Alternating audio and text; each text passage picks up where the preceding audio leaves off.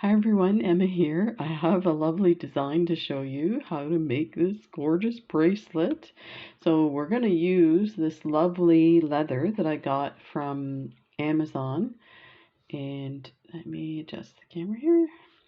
So we're going to use this gorgeous leather. Let me see what they call this color. Pearl,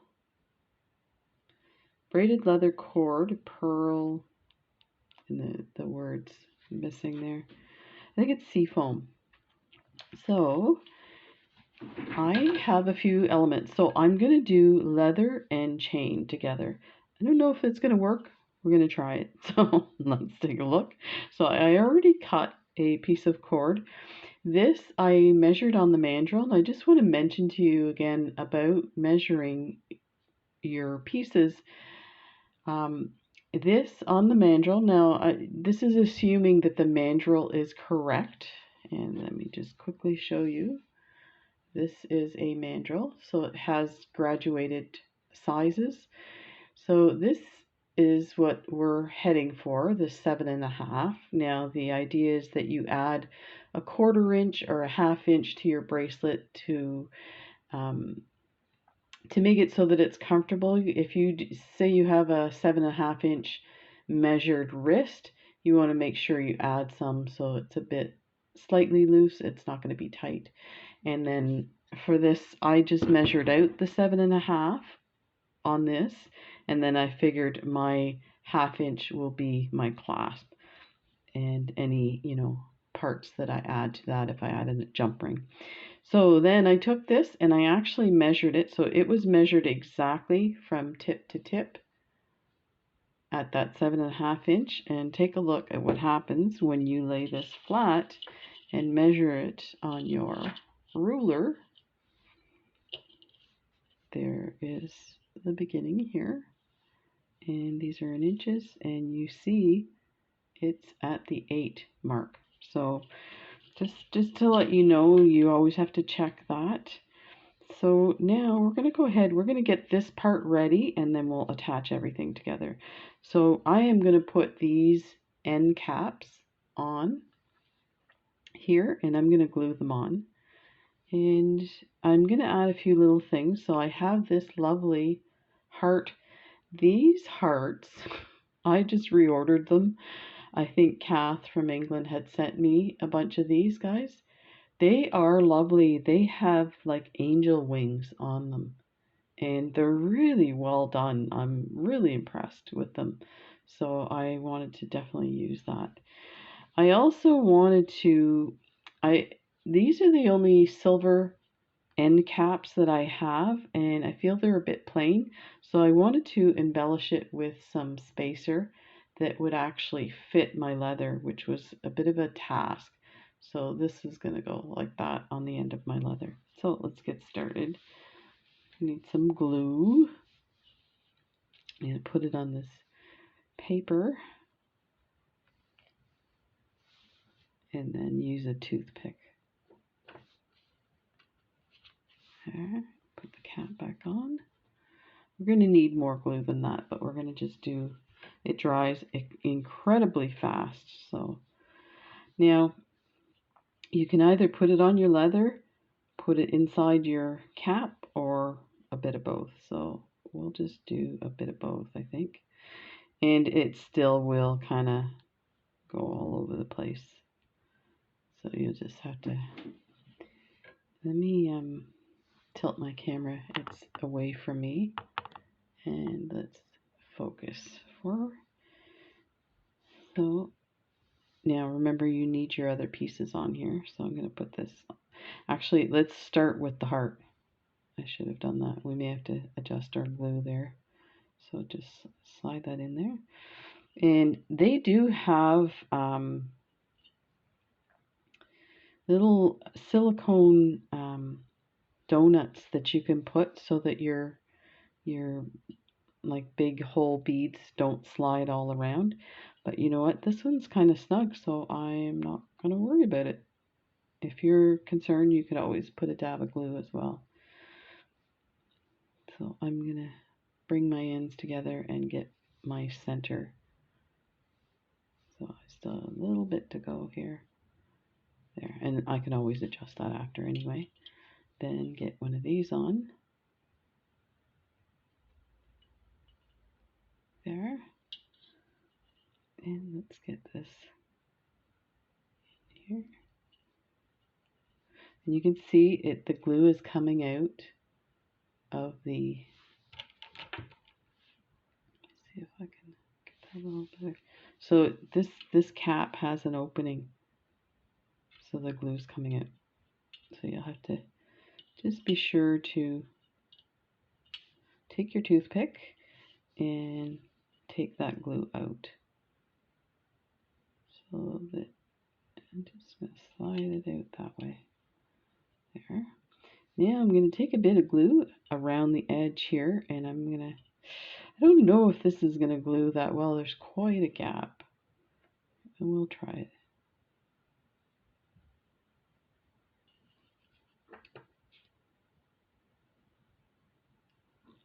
Looks a bit messy, but I'm pretty sure it will get covered.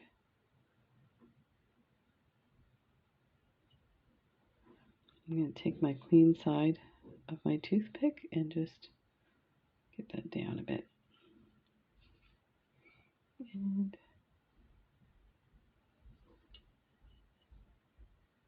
you can see the glue is just like globbing up there.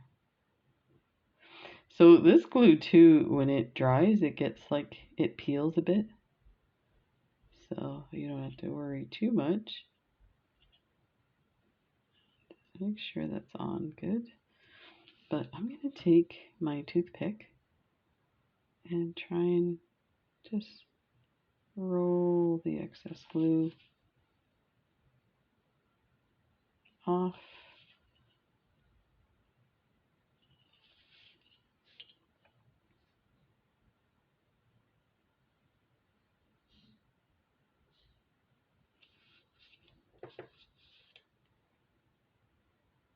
I think I've got that pretty good. I'm just going to make sure, yeah, everything's in there. It looks crooked.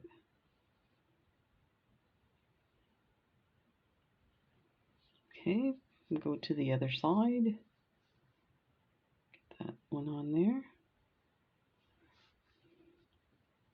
And we'll get some fresh glue. And I'm going to enlarge this so you can really see.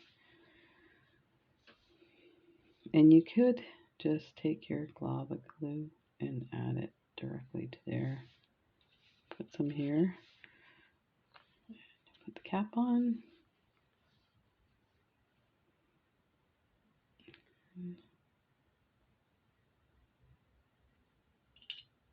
Try to get some of that glue around the edge of the leather. So I am going to use my little tool here to poke the leather in.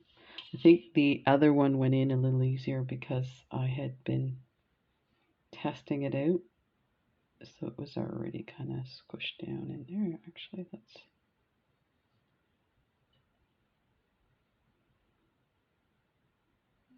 slide that in. You can see the glue's seeping out the middle there. So just make sure that's in and scoop that out. There. And now I'm going to take a bit of this glue and I'm going to bring it down here so that when I pull the spacer over, it should push the glue closer to the silver cap.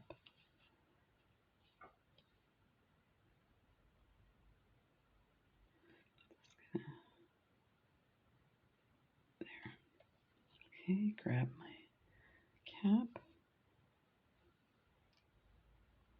and slide it over, and that did exactly what I wanted to do. So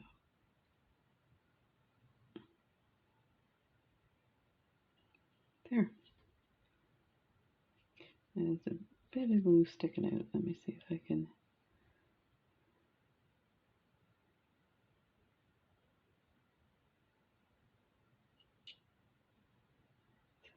Here. Let's move that back up. There.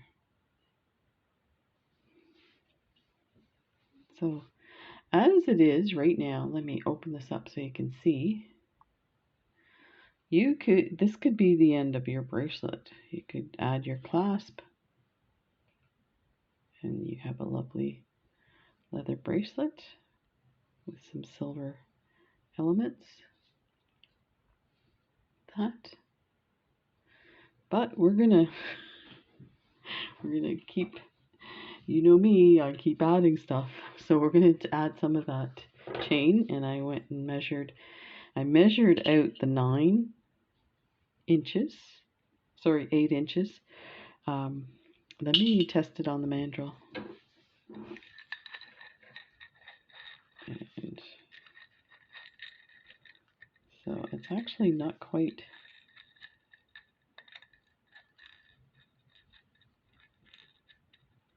So I need a little bit more, but let me see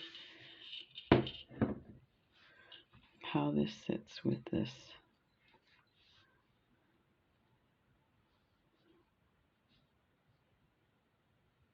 Okay.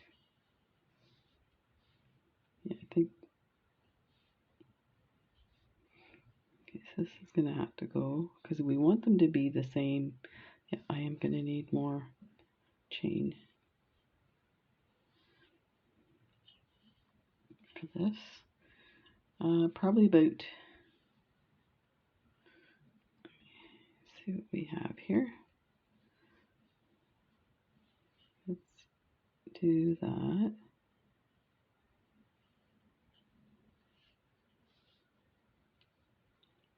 So I probably need 3 links. Now I have one here that I opened. So let's do 3.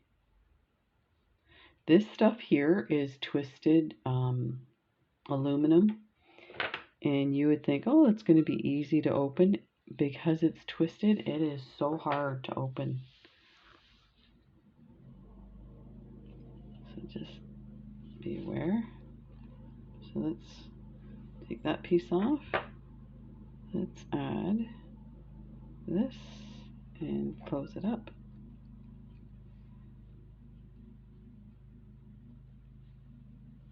It bends my tools. That's how strong it is.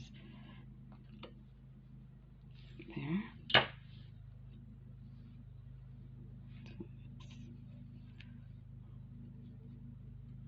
Let's grab this here. I don't want to mess with the end too much because I want to make sure it's there. That should do it. Okay. So now let's add our final link here. And we're going to add jump rings to everything.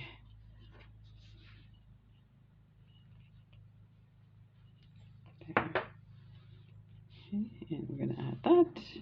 And that should do it. So let's get some nice 18 gauge.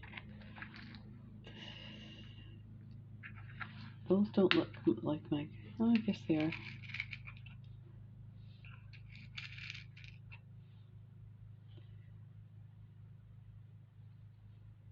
I think what I'm going to do is put 2 links, 2 jump rings, and then 1. Let me put out 2 more in case I change my mind. So let's get this on here. Open your jump ring. Get your, actually I'm going to need more because we're going to add this stuff to the both pieces. I forgot. Let's close that up. Get the next one.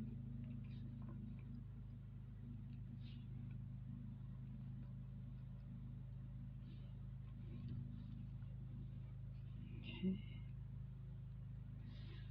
that on there.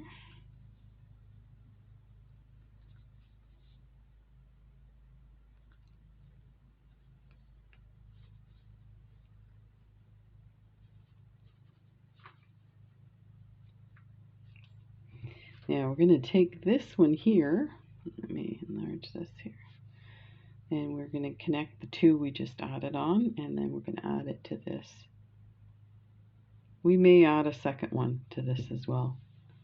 Let's see how it looks. So there's our two pieces. I like the way the two together looks, especially when you're going from a thicker chain to a thin jump ring. It looks a bit different, but with the two it really makes it look amazing. So I think we may end up doing, so on your clasp, this type of clasp, and there's a name for these and I can't remember now. It's something to do like a porthole, like a sailor style.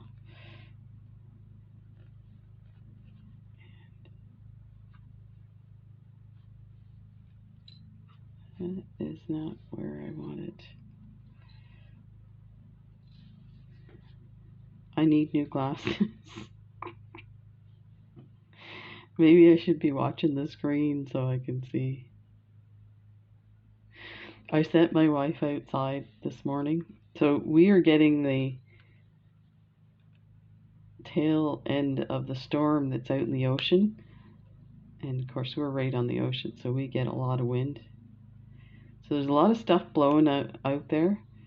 And our neighbor was working on his car this morning. And I looked out the window. So I think we do need a second one here. So I was looking out the window and I saw a green piece of paper folded in half, and it was the size of a Canadian $20 bill. And like our bills are really colorful, but the I think the 20 is the main part of it is green. So anyway, I'm like, Jen, I think there's like $20. I got her going outside. She's like, no, it's a piece of cardboard. Okay. I find money all the time. That's a funny story. Yes, I am lucky. I find money everywhere. Always have my whole life. And I don't know, maybe that I think maybe it's because I pay attention to a lot of stuff. When I was in nursing school, I had an apartment that was at the end of a side street, and that corner was a bus stop. And on Friday nights, people would go out drinking, and they'd come home drunk. They'd get off the bus and walk down the street. So I'm just straightening this out. It is already starting to set, but I must have got knocked. It's not quite straight. Let's see where we are with this one. We'll wait to add this leather piece and give it a little more time to dry. So let's continue to do the other side. So Saturday mornings I worked at the farmer's market for one of the people that I babysat their children. Their father owned a butcher shop, and he would do the farmer's market. So he had like a whole setup at the farmer's market with the meat and the fridge. It looked just like a butcher shop with everything encased kind of thing. So I was walking up to the bus to go to the farmer's market, and I would find crumpled up money on the ground, like bills. It was the people that were drunk. They would like crumple up their money and stick it in their pockets. So yeah, I would make my money starting that morning, just walking to the bus stop. And then when I was at the farmer's market, so this guy was really funny. He was like really, really nice, but he had like a tough exterior. And I'd get done for the day, and the market was closing up, and we'd clean up and everything. And he'd say here, and he'd hand me like a bunch of meat wrapped in paper. That's what they did, right? But yeah, it was pretty. Okay, I missed. Yeah, this needed to be connected. Let me connect this one. I thought so. So yeah, it was great being by myself and a student. I had no money for food at all. And I don't know if he knew that, but it was really nice that he did that. So I had a slow cooker. It was just a teeny tiny one.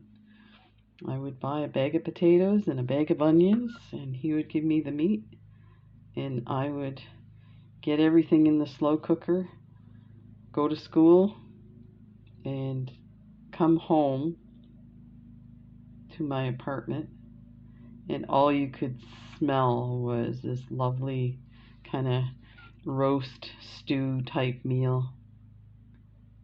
It was really nice. Okay, so that is lovely. You can see how nice that is. Looks good. So now we're going to add this to that. I'm so excited. I'm clapping. This is for tiny people clapping. My wife calls me a tiny people. That's why I made that joke. That is not intended to make fun of anybody but myself. So I need 4 on each side. And then 2.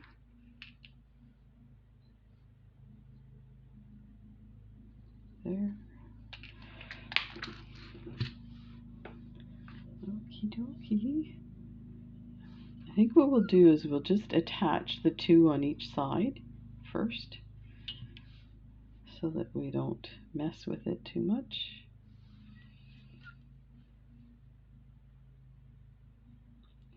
I wonder if that's sticking to some glue. It doesn't seem to be coming through very well.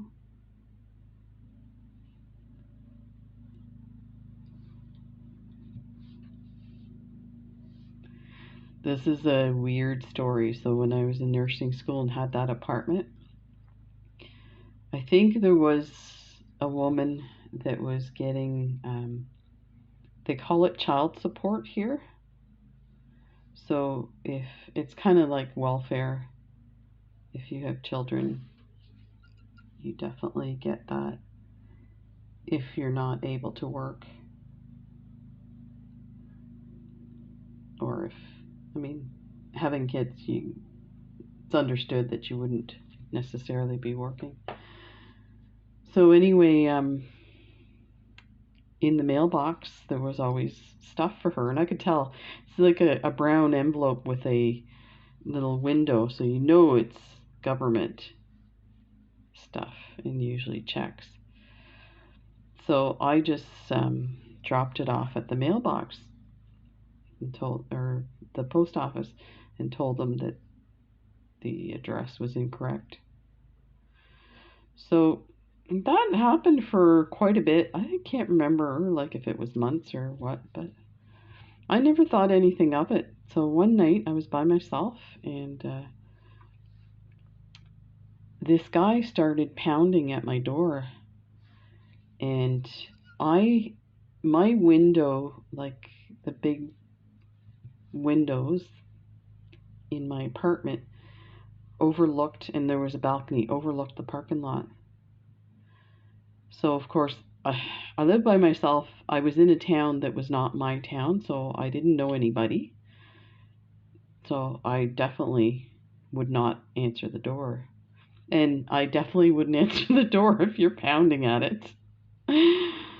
So I was like really quiet, scared, and I kind of went and peeked in the parking lot if I could see anything, and I see this guy standing there and he's waving his arms and he's angry and stuff like this. I was like, what the hell? So I grabbed the phone, and of course that was before cell phones. I grabbed the phone and I go into my bedroom because now he saw me and he came back to the door and was pounding at the door. You could hear the pounding from the phone.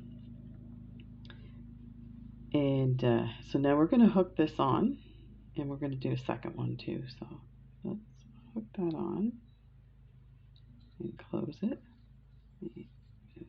This way. So I called the police or 911, and the operator's like, go to the door and ask him what he wants. I'm thinking, are you effing nuts? He's gonna, like, you could hear, I thought he was gonna break the door down. It was incredible. So I was crouched down under the bed on the phone, whispering, saying, I'm not moving. He's gonna get me. And what, like, he finally ended up going away. And you know what? I don't even remember. I think, like, the person was on the phone with me and was like, so is the person still there? I said, no, they finally went away. So they're like, okay. Thinking, oh, you're not going to send the police? And so this is the second jump ring here. Attaching the leather. So let's get that in there. I'm being very gentle because I don't want to pull this newly glued piece on. Let's see if I can get that in there.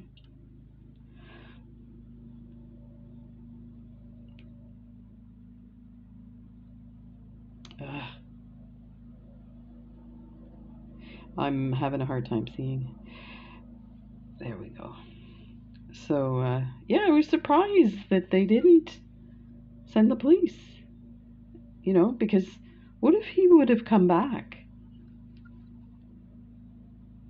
So, as it turned out, we figured out, I talking to my friends about it, and I mentioned about the mail thing. We figured out and I could hear him yelling about give me the check and stuff like that.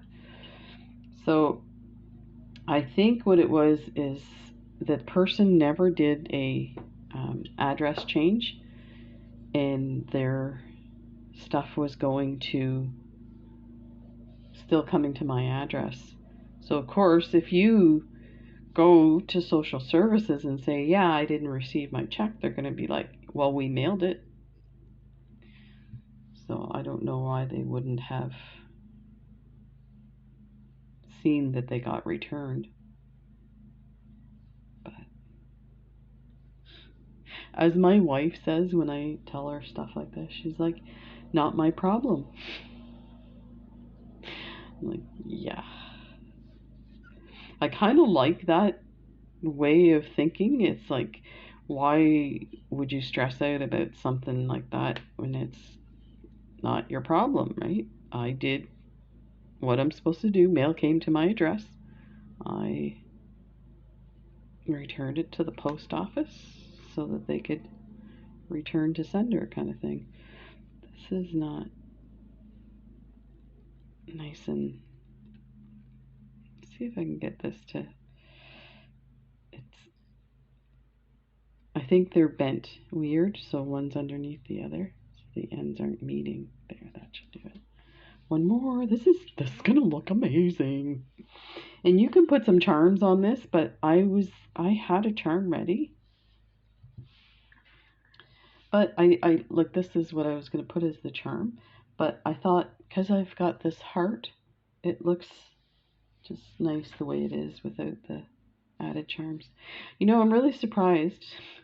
You guys are gonna laugh at the amount of stuff I have that when I go to do bracelets and I want to add charms, I'm like, I don't have enough charms to pick from. Okay, where are we?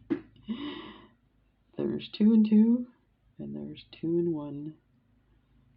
Okay, so let's see if we can get this.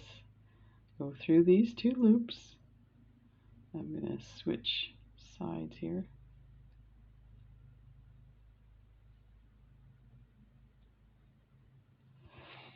We were talking about checks.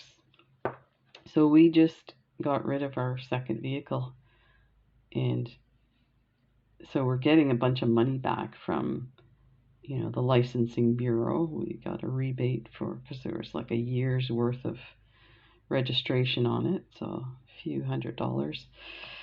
And then the insurance, because we pay our insurance for the full year.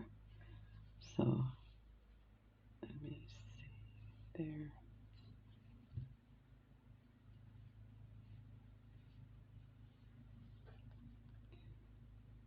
And the cars were registered in both our names.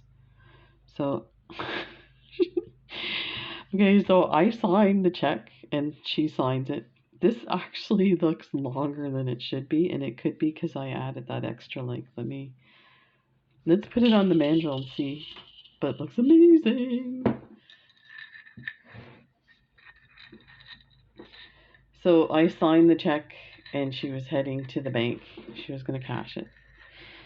And I rarely go to the teller. This is way, way too big. Both of them. So we are going to have to, this is like I cannot believe that it's this big. Oh, it's the links that I added. So I'm going to leave this one the way it is, but I will adjust it off camera. So definitely this, look, you can see this area here is what I added. So that's like a whole inch on there. So I kind of want to keep this, but I could add like a smaller clasp. But I'll adjust. I'll leave it the way it is for now. And I'm going to do one of these in gold. So I'll do the measurements exact, incorporating my clasp. This turned out really nice. Oh, there we go. Yeah, so what I was saying is I signed the check and then she signed it and took it to the bank and they wouldn't accept it because I wasn't present. So she's like, so what you're telling me is if I go to the bank machine, it will accept it? He goes, well, I don't know. So that's what she did. She went to the bank machine and put it in. And I was like, Jen, I forgot to tell you, you don't have to sign a check anymore. You can put it in the machine or you can do a screenshot and deposit it directly, online kind of thing. So anyway, there you go. I hope you enjoyed that. This turned out really pretty. A wee bit big, but still pretty. Take care, everybody. Bye.